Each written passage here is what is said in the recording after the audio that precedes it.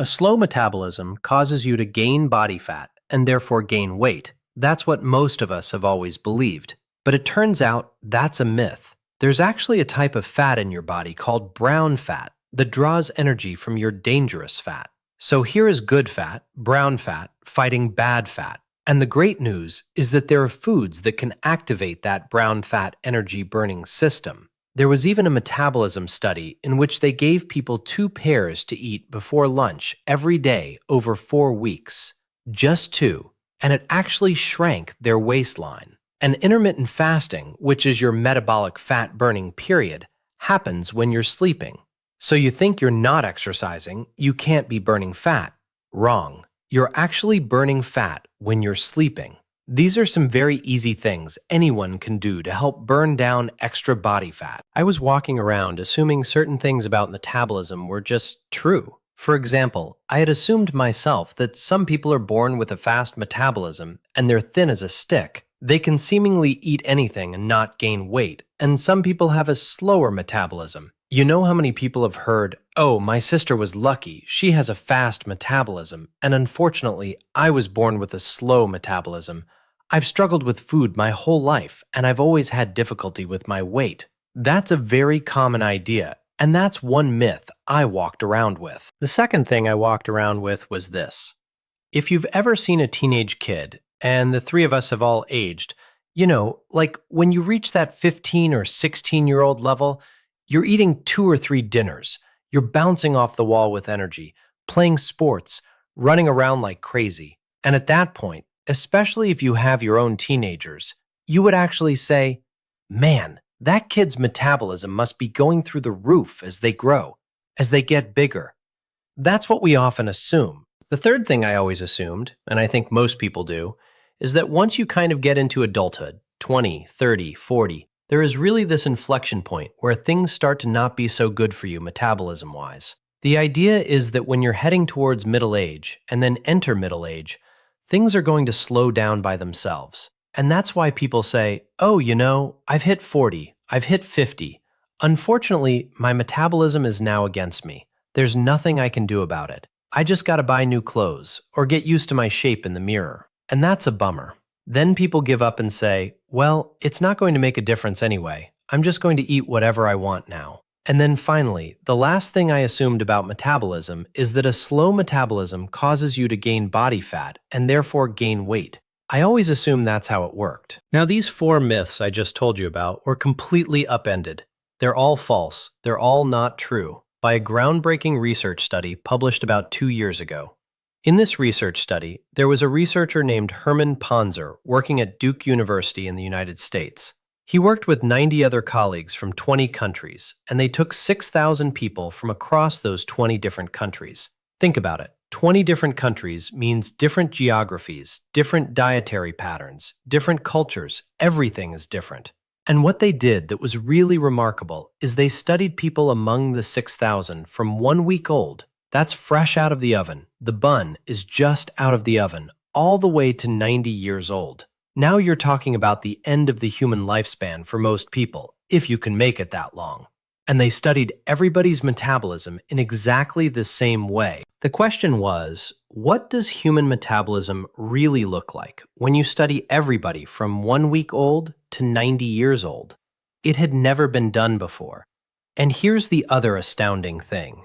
It's important to understand how the study was done so you can really understand the results. They gave everyone a drink of water. And you're going, wait a minute, why would water make a difference? How would you even measure metabolism? Well, water is H2O. Everyone knows that just from watching cartoons as a kid. H is hydrogen, O is oxygen. What these researchers did is they tweaked the hydrogen and the oxygen in the lab so they could measure it. When you drink the water, you can measure from the breath what you exhale, from the blood what you remove with a blood draw, or from the urine what you pee out. You can measure the H and the O, and what the levels are when they come out of your body reflect your metabolism.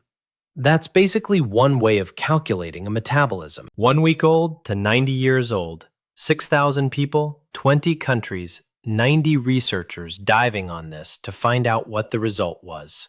So what happened when they got their first results?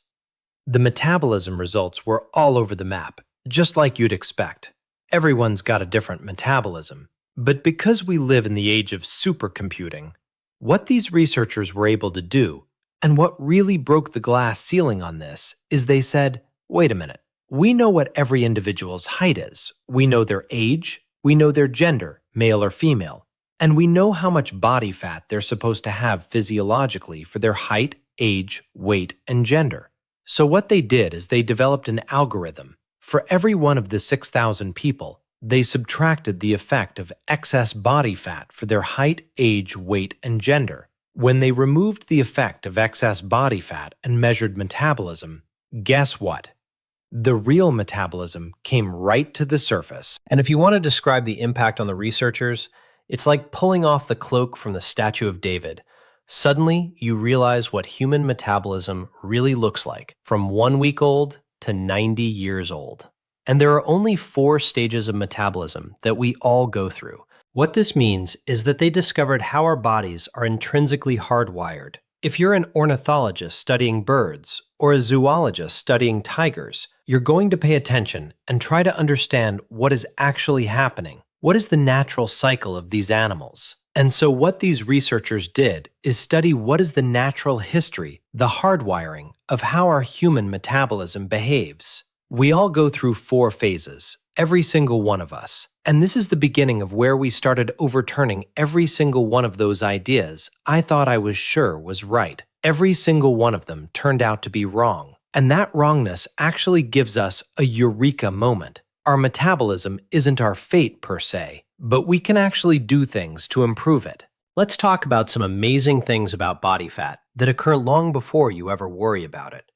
Body fat begins when you're in the womb, when your dad's sperm met your mom's egg, and they combined and started to create little blob cells and started to create the shape of a human. Some of the first tissues that form are blood vessels, because we need good circulation for every organ that forms. Nerves also form, and nerves run along with blood vessels. And the third tissue that forms is fat, adipose tissue. So we've got little globules of fat. You had fat long before you had a face to feed it. Fat actually surrounds blood vessels and is connected to nerves. It's an endocrine organ. It produces hormones that support the function of our organs that are going to form later on. This is way before you're even born.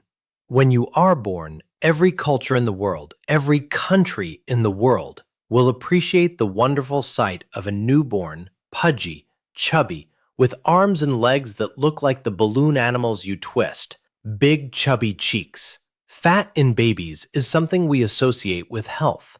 Look at how cute that baby is. If you actually saw a baby at birth that looked like a fashion model, chiseled jaw, thin stick arms and legs, you'd be really worried. And you'd be right. You'd think there was something wrong with that baby. So from the very get-go, you've got to realize that fat actually has a role long before you peek at it in a mirror or step on a scale. And that's really a wonderful thing. As we grow up from that pudgy little baby, our fat starts to redistribute. Boys and girls, when they're 5, 7, 8 years old, actually track along pretty similarly. There are 3 kinds of fat. Subcutaneous fat, which is under the skin and close enough that you can see it. Visceral fat, which we need some of inside our gut. Viscera means gut, so it's the fat in our gut. And brown fat, which is a 3rd kind that we only really started to appreciate actually exists in humans. Subcutaneous fat is the muffin top, your waistline. Visceral fat you can't see. It's the yellow stuff hanging off the chicken when you actually open it up. And brown fat is paper thin, not close to the skin, not visible. It's close to the bone, pressed around your neck, behind your breastbone, under your arms, a little bit in your back, a little bit in your belly. Healthy levels of fat are perfectly fine. They do all these wonderful things, like acting as a fuel cell and a cushion. But once you go beyond that, you start to disrupt organ function and endocrine function. You start to cause inflammation, and all kinds of bad things follow. So even skinny people need to worry about excess, harmful body fat. But the real surprise is this 3rd kind of fat, brown fat. Brown fat is not wiggly jiggly, and it's not under the skin. It's not subcutaneous. You can't even see it. Brown fat is paper thin, wafer thin. It's amazing because it's not near the surface. You cannot see it. It is actually pressed along your neck, under your chest, under your arms like a bra strap, a little bit behind your back, between your shoulder blades, and a little bit in your belly. And this brown fat serves a very specific function. It is a fuel cell, a space heater. It generates heat by burning energy. Think of it like a torch. When your brown fat is lit, it blows up a flame, and in order to power that flame, it has to draw energy from somewhere. The fuel it draws in order to create that heat is pulled from your dangerous fat, your extravisceral fat, and your subcutaneous fat. So here is good fat, brown fat, fighting bad fat when it's in excess. This is a completely new conceptualization, and the great news is that there are foods that can activate that brown fat energy-burning system. One very easy thing anyone can do to help burn down extra body fat is intermittent fasting. It sounds complicated and out of reach for most people, but let me show you what I do and how anybody can get a little bit more fasting time. When you're fasting, meaning not eating, your body switches its metabolism from storing fuel into the fuel tank to burning fuel out of the fuel tank. So when you're not eating, you're actually burning fuel. And when you're sleeping, you're not eating. So when you're sleeping, you're fasting. You're supposed to sleep 8 hours a day, which is beneficial for all kinds of reasons. So that's the best way to take advantage of and jumpstart your intermittent fasting, which is your metabolic fat burning period. You think that sleeping, you're not exercising, you can't be burning fat. Wrong. You are actually burning body fat when you're sleeping flat in the sack. So how do you extend that body fat burning period? Very, very easy. Let's say most people eat dinner at 7 o'clock and are done by 8. When you put your dishes away at 8, that's it. Don't eat again. Let's say you go to bed at 11. You just gained 3 extra hours of fasting, non-eating time, that is, fat burning time.